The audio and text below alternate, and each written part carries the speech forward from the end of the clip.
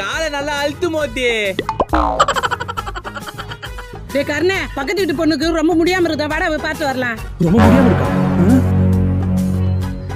ஐயோ, ஹாஸ்பிட்டல் கூட்டின்னு போறது கூட யாருமே இல்லையே. என்னம்மா ஆச்சு? உடம்பு முடியலன்னு கேள்விப்பட்டேன்.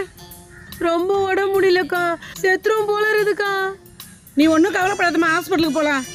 டே கர்ணே, கூட வந்து கொஞ்சம் ஹெல்ப் பண்ற, நான் ஆட்டோ கூட்டின்னு வரேன். மா என்னம்மா ஹெல்ப் பண்ணோம்? அவன் என்ன சொல்றாளே அதை செய், அவளுக்கு தொல்லை கொடுக்காத. அக்கா உங்களுக்கு என்னக்கா வேணும்? தண்ணி எதனா எடுத்துன்னு வரட்டா? சாப்பாடு எதனா எடுத்துன்னு வரட்டா? தம்பி எனக்கு எதுவுமே வேணாப்பா. அக்கா உங்களுக்கு என்னன்னு சொல்லுக்கா. தலை வலிப்பா. தலைவலியா? அக்கா அப்படின்னா சொல்லக்கூடாதுக்கா.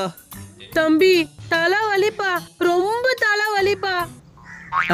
நான் இந்த அக்கா தலைவலின்னு சொல்றாங்க. அம்மா எது கேட்டாலும் செய்யணும் சொல்லிக்குது.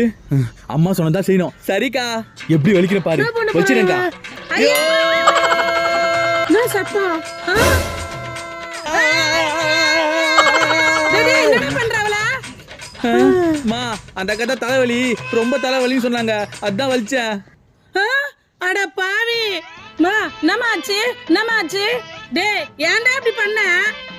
மா நீ என்ன சொன்னாலும் செய்யணும்னு சொன்னல, அந்த அக்கா தான் தலைவலி தலைவலின்னு சொல்லிச்சு, அதான் தலையை பிடிச்சி வலிச்சேன். அட பாவி.